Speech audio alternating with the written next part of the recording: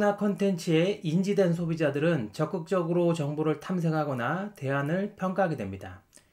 이러한 단계를 고려 단계라고 정의를 할 수 있는데요. 고려 단계에서는 소비자들이 어떠한 채널을 주로 활용해서 정보를 탐색하는지, 그리고 어떠한 키워드로 검색을 하는지, 고려 단계에서 영향을 주는 것이 무엇인지 등을 한번 확인을 해보고, 고려 단계에 맞는 콘텐츠 및 메시지 활용 방법에 대해서 알아보도록 하겠습니다. 예를 한번 들어보도록 하겠습니다. 내 모습이라고 생각하고 한번 생각을 해보십시오. 노트북을 구매하려는 사람이 있습니다. 이 사람이 노트북을 구매할 때 가장 크게 고려하는 것은 무엇일까요? 평상시에 노트북을 구매할 때 어떤 것들을 주로 고려하시나요? 브랜드, AS, 가격이나 디자인 성능 이런 것들도 중요할 테고요. 어떤 분들은 저장 용량 이런 것들이 중요할 수도 있습니다.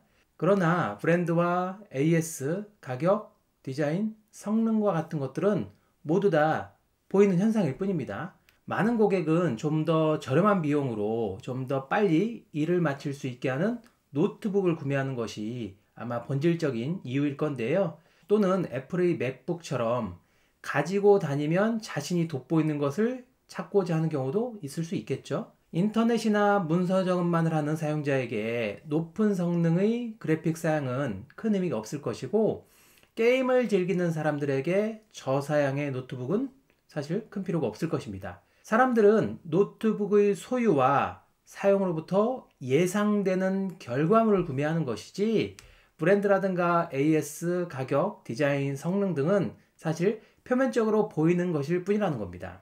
노트북 자체를 구매하는 것이 아니라는 것이죠. 고객의 마음속에 있는 노트북은 목표를 위한 하나의 수단일 뿐입니다. 사람들은 상품이 아니라 자신의 문제에 대한 해결책을 구매한다는 말을 떠올려 볼 필요가 있는데요. 인터넷과 SNS 등을 통해서 제품이나 서비스를 홍보하고자 한다면 제품이나 서비스 자체를 홍보하기보다는 이것이 가지는 소유와 향유로부터 기대되는 이익을 제시하는 것이 고려 단계에서 중요한 것입니다.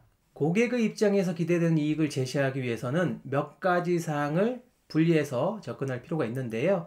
우선 상품이나 서비스가 가져야 되는 본원적 요소가 있을 것입니다.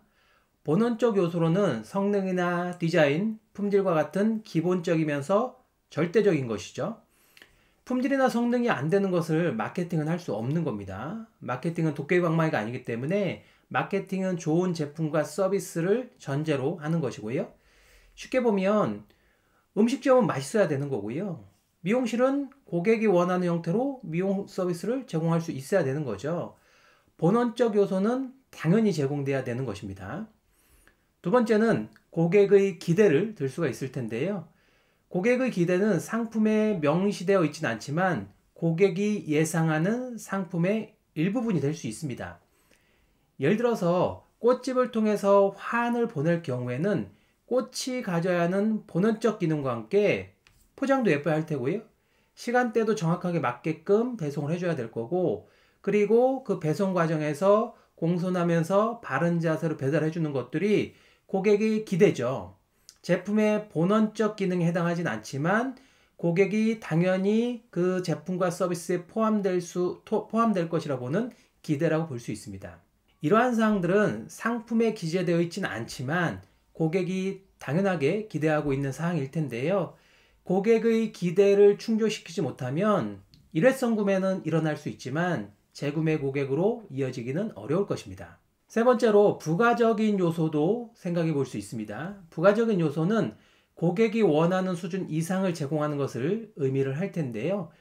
예를 들어서 식당에서 고객이 요청을 하지 않아도 떨어진 반찬을 지속적으로 채워준다거나 음식을 맛있게 먹는 방법을 가르치는 것과 같이 적극적인 자세로 한 발 앞서서 고객이 원하는 것 이상으로 서비스를 제공하면 고객의 만족도는 훨씬 더 높아지겠죠.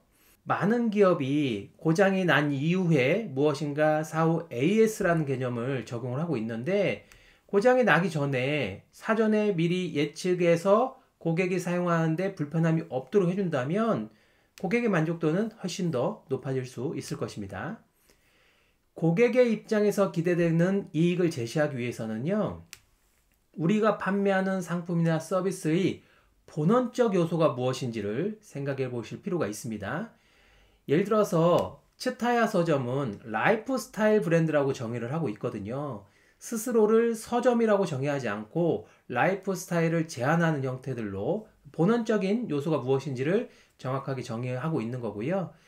말이나 글로 표현하지 않았어도 고객이 당연히 기대하는 게 무엇인지도 한번 생각해 볼 필요가 있습니다.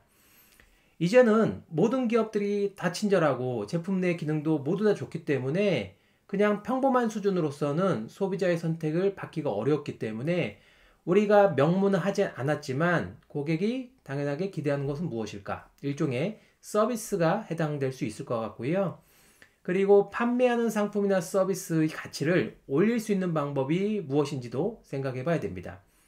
결국 제품과 서비스를 제시하는 과정에서 어떤 경험을 제공해 주는 것들이 가치를 올릴 수 있는 것이겠죠? 커피를 내리지만 그냥 뚝딱 나오는 커피가 아니라 원두도 어떤 걸 선호하는지 여쭤보고 원두 내리는 방법도 보여주고 그리고 커피를 내린 후에 맛있게 먹는 방법도 가르쳐 준다면 가치는 훨씬 더 높아질 수 있을 겁니다. 다른 측면을 놓고 본다면 기업이 갖고 있는 사회적인 역할, 가치, 우리의 미션 비전을 이야기하는 것들도 상품이나 제품과 서비스의 가치를 올리는 방법이 될 수 있을 겁니다. 마케팅을 진행하기 위해서는 기업이 스스로 소비자 입장이 되어보는 것이 필요하다고 할 수 있습니다. 그러면 고려 단계의 커뮤니케이션 방향을 한번 생각해 보도록 하겠습니다. 단순하게 인스타그램이나 페이스북, 유튜브를 통해서 제가 어떤 기업의 광고나 메시지를 볼 수가 있죠. 그러면 나랑 완전 관심사가 다르다면 아예 눈길조차 주지 않겠지만 이런 게 있어? 라고 한다면 그 광고의 링크를 타고 들어가서 실제적인 성능을 한번 확인해 볼 수 있을 텐데요. 또는 추가적인 탐색을 하기 위해서 네이버나 구글 같은 곳에 가서 추가적으로 정보를 검색을 해볼 수가 있겠죠. 고려 단계에서 소비자 상황은 기업의 홈페이지 혹은 SNS 채널 방문 등을 통해서 흥미와 관심을 갖게 하는 것이 중요하고요. 마케팅 단계에서는 소비자들이 흥미로운 콘텐츠를 통해서 소비자와 관계를 증진시키는 것을 목표로 두시면 될 것 같습니다. 고려 단계에서는 주요 특징을 일상과 연계해서 친숙하게 하는 것이 일반적으로 많이 활용이 되거든요. 예를 들어서 현대자동차의 일부 CF를 보면 반려견을 내세운 캠페인, 우리가 흔히 얘기하는 페팸족이라고 부르는데요. 페팸족을 공략한 고려 단계의 컨텐츠를 많이 볼 수가 있습니다. 반려동물을 키우는 인구가 국내에서 1,000만 명을 넘어서면서 이제는 반려견이 자동차를 구매하는데 중요한 고려 대상이 되는 경우가 많이 있는데요. 어떻게 생각하시나요? 반려견. 사실은 용어 자체가 트렌드적으로 좀 바뀌고 있습니다. 우리가 아주 예전에는 그냥 좀 폄하하는 개라고 불렀었죠. 그러다가 개라는 용어가 강아지로 바뀌었고요. 그러다가 애완견, 반려견이라는 용어로 바뀌었고 최근에는 우리 집 막내 뭐 이런 표현을 쓰거든요. 현대자동차는 베뉴와 산타페와 같은 이런 CF에서 반려견을 주인공으로 하는 광고를 선보여서 소비자들에게 좋은 반응을 얻었었고 기아자동차도 레이에서 반려견 패키지를 출시를 하면서 일찌감치 반려견 주인들의 마음을 사로잡았던 것들이 어떠한 고려 단계에서 흥미로운 컨텐츠를 제공해야 되는데 이때 상품의 주요 특징과 나의 일상을 연계해서 제공을 한다면 좀 더 친숙하게 인식될 수 있다는 겁니다. 고려 단계에서는 이제 관심을 갖고 접근하는 관계이기 때문에 구매로 바로 연결하려고 하는 거기보다는 콘텐츠와 메시지를 중심으로 사람들이 우리 제품과 서비스를 고려할 수 있도록 해주는 게 중요하다고 할 수 있습니다. 고려 단계에서 또 하나 보는 것들이 다른 사람들의 후기 또는 구매를 결정해야 될 이유를 제공하는 것들, 예를 들어서 프로모션이라든가 타임 세일, 특가 세일 이런 것들이 있을 수 있겠죠. 고려 단계에서는 사람들이 검색할 경우에 노출되는 것이 필요합니다. 어떠한 키워드로 검색했다라는 것은 관심이 있는 것일 것이고 이 경우 검색 광고와 콘텐츠 검색 등으로 브랜드를 노출할 수 있을 텐데요. 기본적으로 소비자 키워드 조사를 좀 하셔야 되고요. 마케팅을 진행하기 이전에 우리가 문제를 인식시켜서 소비자에게 관심을 갖게 한다면 그들이 검색을 할 거 아니에요. 그때 우리 브랜드명을 검색할 수도 있고, 아니면 CF에서 봤던 특정 상황을 검색할 수도 있고, 아니면 그냥 본인 편한 대로 검색을 할 수도 있는데, 이때 어떠한 키워드로 검색하는지를 좀 찾아보실 필요가 있고요. 이렇게 소비자 키워드 조사를 진행하기 위해서는 고려 단계를 조금 더 구체화하기 위해서는 고객을 막연한 대상이 아니라 구체적인 설득의 대상으로 바라보셔야 되는데, 이때 쓰이는 방식이 주로 이제 페르소나라는 방식인데요. 페르소나를 중심으로 구체적인 이유를 제시하는 것이 고려 단계에서 조금 더 효과적인 방식이라고 볼 수 있고요. 고려 단계에서는 기능의 혜택 등 구체적인 구매 이유를 좀 제시를 하실 필요가 있습니다. 막연한 말 말고요. 예를 들어서 믿을 수 있는 이런 단어는 막연한 말이거든요. 그래서 믿을 수 있는 이런 것보다는 30년 전통 이런 것들이 훨씬 더 좋은 표현인 것처럼 고려 단계에서 기능과 혜택을 제공할 때는 추상적인 단어 말고요. 수치화될 수 있는 구체적인 수치를 좀 더 제시한다면 효과적일 거고, 그 다음에 사회적 증거라고 불리는 구매 후기. 항상 드리는 얘기인데 마케팅에서 1차적으로 중요한 건 전환이에요. 구매하는 게 중요한 건데 이 구매 때 구매를 결정하게 고려해서 구매로 넘어가는 이 단계에서 다른 사람의 후기, 사회적 증거라 불리는데 이런 것들이 크게 중요성을 갖고 있기 때문에 사회적 증거를 적극적으로 활용하실 필요가 있고, 구매하는 시점에 이탈하지 않도록 하는 것들도 장치를 좀 만들어 놓으실 필요가 있습니다. 대표적인 것이 구매하는 시점에 일정 정도 할인을 해준다거나 아니면 적립금을 주는 것들, 이런 것들도 필요하고요. 그리고 구매가 고려되는 시점 쪽에서는 업셀링이라든가 크로스셀링을 통해서 1인당 구매하는 금액인 객단가를 높이는 것들도 고려 단계에서 어느 정도는 사전에 좀 반영이 되어 있어야 된다라고 볼 수 있습니다. 앞에 얘기했던 사회적 증거 얘기를 조금 더 자세하게 들여다보면요. 어떤 흥미와 친숙 단계에서 주로 활용이 되는데요. 구매 결정에 대한 확신이 들지 않으면 판단에 도움이 될 만한 근거를 찾기 마련입니다. 이러한 근거를 바로 사회적 증거라고 하는데요. 온라인상에서 구매 후기는 가장 흔하게 접하는 사회적 증거입니다.